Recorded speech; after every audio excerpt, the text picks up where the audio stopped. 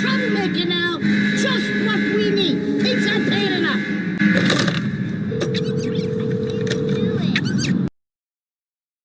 Greetings, bienvenue, come on in, sit on down. We are rapidly approaching the Christmas or holiday season. A lot is going on, including a little contest that I myself am running called the 12 Days of Sternsmas. Take a look, it's right there. Fun stuff. Follow on Discord or Instagram to get more info. But with all of this holly, as well as jolly and goodwill towards men, I have to wonder, what would Pokémon, based on Christmas classics as well as Christmas concepts, look like? Last year, I did this by going through the book 'Twas the Night Before Christmas and drawing Pokemon about the various ideas and concepts that were explored throughout that poem. This time, we're looking at a number of Christmas movies and ideas and bringing those to life in the Pokemon style. So without much further to-do, let's hop right into today's video. Hi, I'm the Thesterninator, but my friends call me Stern. Welcome to the channel. While you're here, don't forget to drop down below, like, comment, subscribe, do all that fun stuff that makes me and YouTube happy, and don't you worry, I will be home for Christmas. For our first design here, I wanted to look at a Christmas favorite, a holiday spectacular, one that is shown on every TV in every possible household at least once a year. That, of course, is Elf, and I do have a confession to make here. I despise the movie Elf. I mean, it's not because it's a bad movie. It's actually a stupendous movie. The problem is that it's such a good movie that every Christmas party that I go to, someone has to have it on in the background. So I end up watching this movie against my will 6 or 7 times a year because everyone feels like it is the quintessential Christmas movie. And in many ways, it is. And other things about it are that it's kind of responsible for launching the MCU. Weird butterfly effect system here, but Elf was a project by Jon Favreau to kind of prove himself in the concept and idea. In fact, the movie was written very largely without a script, with characters being allowed to ad-lib a lot of their lines. This then moved on to Iron Man, where a lot of the same practices were used, and Jon Favreau used his favor with different clientele and different movie platforms to really punch up the idea of Iron Man, despite the fact that a lot of people didn't believe in it. This then led into the MCU and Iron Man 2 and 3, which actually also takes place around Christmas time. Is this a circle? I mean, either way, I wanted to look at this design and function it not so much on the idea or look of Buddy the Elf, but on the lore, story, and handling of the character throughout his escapades across New York City. You see, Buddy isn't actually an elf. I hate to break it to you. I'll be okay, I just need a glass of water. But he's a human raised by elves, and so I wanted this figure to really strike that type of idea. Being long and gangly, despite what we picture most elves to look like. I actually decided to make him a grass type with the idea of being long in growth and stretching like a beanpole. In fact, his limbs end up towards the end looking a lot more like bean sprouts. So, if you're curious why I decided to reference beans with Buddy the Elf and Christmas as a whole, that may be why. So drop that chocolate spaghetti and give a round of applause for Sproulf. He's so gangly and noodly and I love him. He just exudes that holly jolly aura, and as a grass psychic type, he's sure to have you up on your feet and moving to a Christmas melody, whether you want to or not. Sproulf, the cheery Pokemon. They tend to grow taller in large cities and surrounded by more people, with many renting these Pokemon for parties and events, as they are known to use their psychic abilities to spread good feelings and holiday spirit. But there's more than one way to spread Christmas cheer, and it's not just singing loud for all to hear. In fact, Elf, that being Will Ferrell or Buddy the Elf, isn't the only elf to get a spotlight around Christmas season. The other is from the Elf on the Shelf, and another character that I strongly disagree with the presence of, I guess. But I decided that I wanted to give our Sproulf Pokemon a pre-evolution, a baby Pokemon. It's been a while since we've seen one of those, and what better place to look than with Elf on the Shelf? They're so creepy and weird. And despite the fact that they look like Annabelle's weird, awkward cousin, people continue to make further movies about them, making this into a long-running franchise about the elf on the shelf. The initial idea of the character was that it would just kind of sit and watch and report back to Santa if kids were being nice or naughty. But over time, social media, stay-at-home parents, and others have decided that there would be a little bit more to this story, deciding that these elves on the shelves would have a penchant for playing pranks, very naughty and kind of disturbing kind, whether that be destroying the living room, breaking toys, or just kind of messing up Christmas cookies. It became an on-running joke between parents across different medias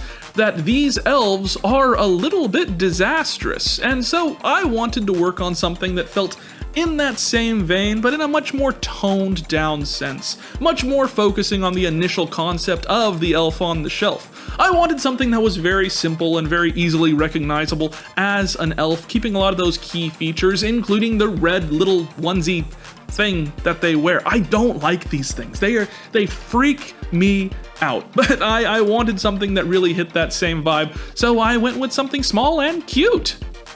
So let's give a warm welcome to Budelf. Well, I'm not a huge fan of the elf on the shelf system of stealth helicopter parenting. I do dig this little guy, and I decided that the name would include a reference to Buddy the elf as well. He's such a gentleman. Look at the way he sits. And as a pure psychic type, he's sure to keep a very watchful eye for those naughty, naughty children.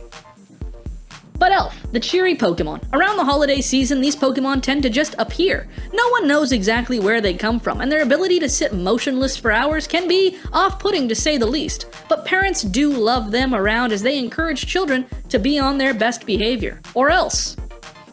Now, we've looked at my least favorite Christmas movie, and we've looked at my least favorite Christmas thing, but now let's take a look at my favorite Christmas movie, or one of them, that being National Lampoon's Christmas Vacation. There is so much to love about this movie. Hi, Editing Stern here. I had a clip here of Chevy Chase doing his little rant from the movie, and YouTube says that is a no-go, so ignore this part. Whether it be the snub-nosed neighbors, or it be the weird Santa that is just a part of the movie at the very beginning and opening of the film, or maybe it's the RV of Uncle Eddie sitting out front consistently creating an eyesore on a home that Clark worked so hard to make sure was ready for Christmas. Speaking of getting his home ready for Christmas, a big, huge, amazing part of the movie that really leads into the grand finale of everything is the idea of the Christmas lights. You see, Clark is really in tune with wanting his house to be the brightest on the block, even seen from space, with how drastically vibrant and blinding his Christmas lights are intended to be. But there comes this issue where they're not working. For some reason, the plugs just aren't plugging, the switches aren't switching, and the lights just aren't lighting. All of this starts with him handing a ball of Christmas lights to his son Rusty and asking him, hey, can you untangle these for me? Which gives us the perfect influence for a Pokemon, that being Tangela, or a winter form of Tangela. The reason that I really like this idea is because while it's easy to hear winter form and think, okay, how do we apply ice to a Pokemon? Here, we instead get to apply an electric typing, focusing on those Christmas lights as the main structure. And with Tangela already being an unhinged mess, it makes a lot of sense. He's the worst part about decorating, untangling those lights, getting them all straightened out so that you can lay them across your house for about a month to wrap them all back up again, telling yourself, this time I'll make sure they're organized. And lo and behold, they come out more tangled than a set of Apple AirPods? No, not AirPods. Headphones, that's what it is. Am I getting old? Let's straighten out this winter form of Tangela. He's so vibrant and an absolute mess. He really is just like me. That electric typing makes a lot of sense as we swap out those blue vines for electrical wiring and an absolute tangle of Christmas lights. Tangela, the naughty Pokemon. Their true form is hidden under a mess of wiring. When they're happy, their lights glow brighter, but do take caution as their illuminated strobing lights can have adverse side effects on those sensitive to bright and flashing lights, which is kind of this Pokemon's whole thing.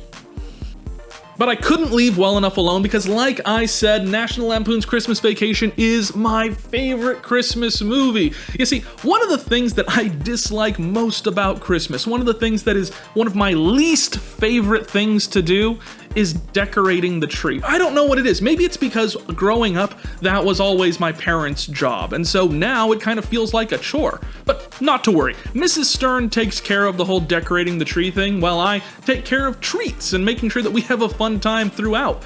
But one of those things is making sure that National Lampoon's Christmas Vacation is playing in the background. Why? Because it would never be Elf.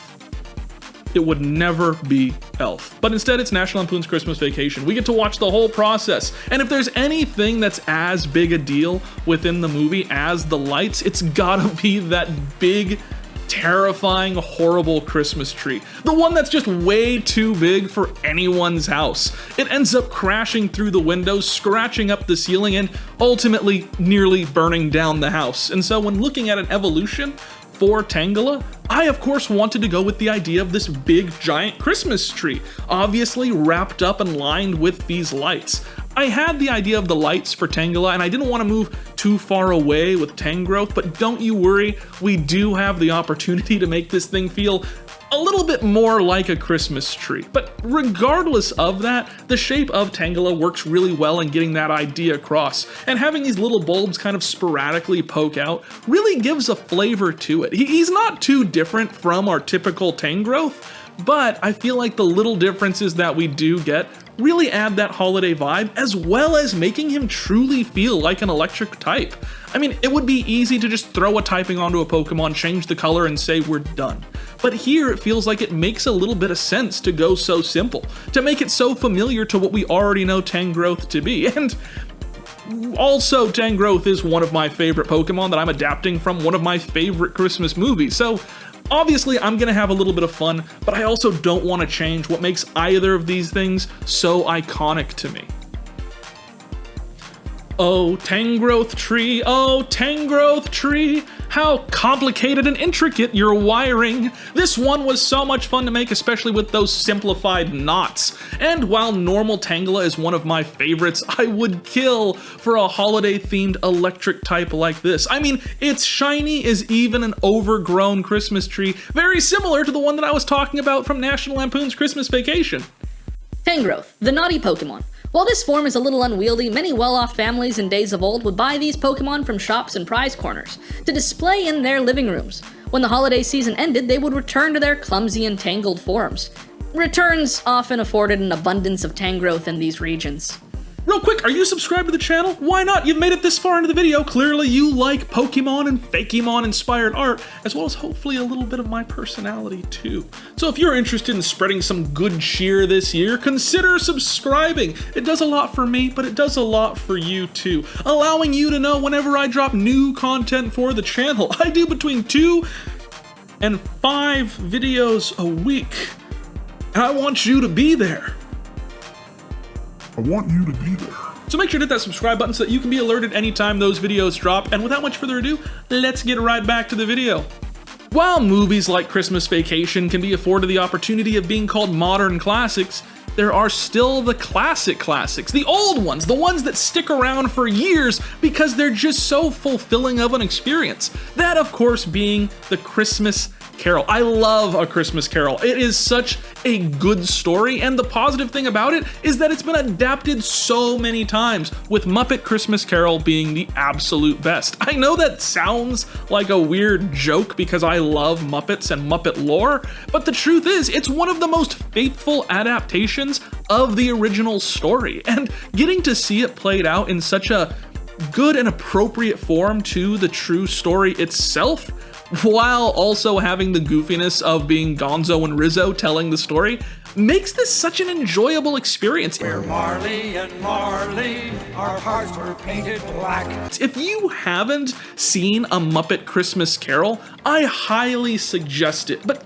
getting back to this design, as we know, Scrooge is visited by 4 ghosts. Yes, 4.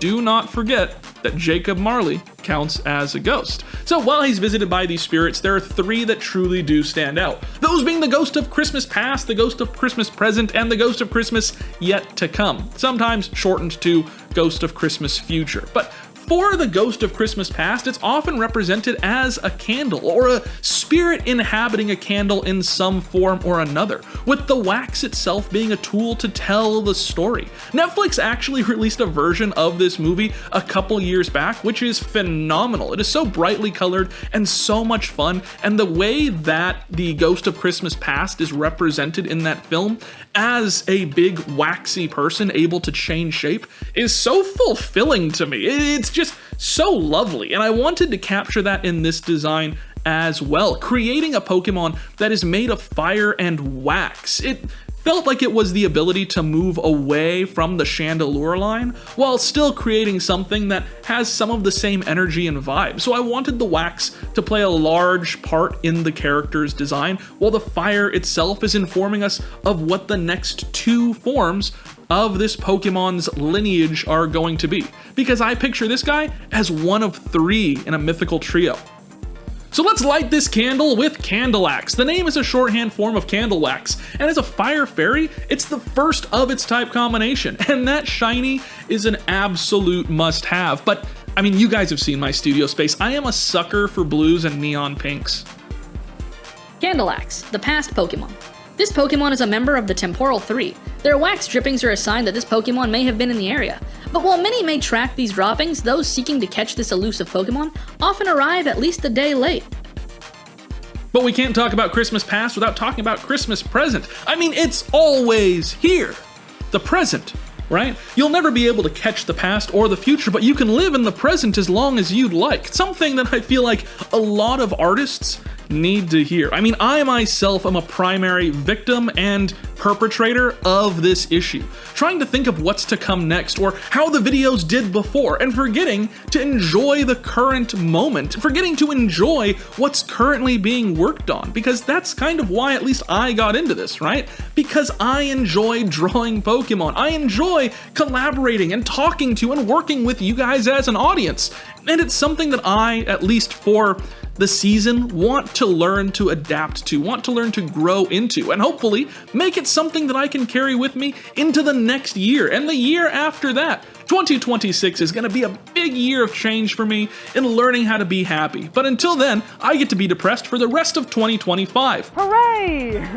So let's take a look at this present Pokemon. I really wanted to go for the classic idea of the Ghost of Christmas Present. This ghost is actually one that's been changed throughout adaptations more often. Maybe it's because he is jolly and happy, but in the original Christmas Carol, he's also terrifying. He dies so quickly with the idea that Christmas Present is just one day. He's like a mayfly. He only lives for 24 hours. And if you haven't seen a proper retelling of A Christmas Carol, I strongly suggest you do, because while people say the Ghost of Christmas Yet to Come is the scariest ghost, Christmas Present is terrifying.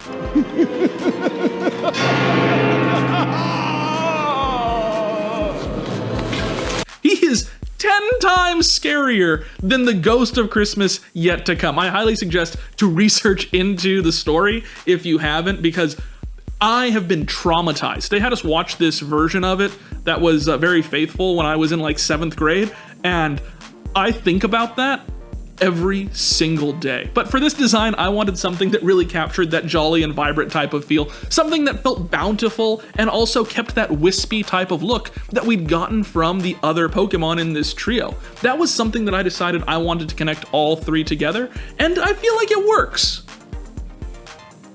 Ah, perfect. We're just in time for Bound Tempo. The name is a combination of bountiful and tempo, essentially meaning a lot of time. But that is the case for the present, isn't it? It's always here. And much like the Ghost of Christmas Present, it's adorned in greens, reds, and whites to represent the bounty of the holiday and the feast that we all hope is to come. Bound Tempo, the present Pokemon. This Pokemon is a member of the Temporal 3. While difficult to find, it always seems that this Pokemon is wandering around, just in the distance, with many sightings being spotted out of the corner of the witness's eye. But as quick as they turn, the Pokemon seems to vanish and is always gone. Now for the ghost that I think everyone's been waiting for. I mean, once you hear that we're tackling A Christmas Carol as Pokemon in this section of the video, I think everyone is waiting for what's yet to come. And that's kind of a perfect way of putting it, isn't it? Because this is the ghost of Christmas yet to come, also known as the ghost of Christmas future.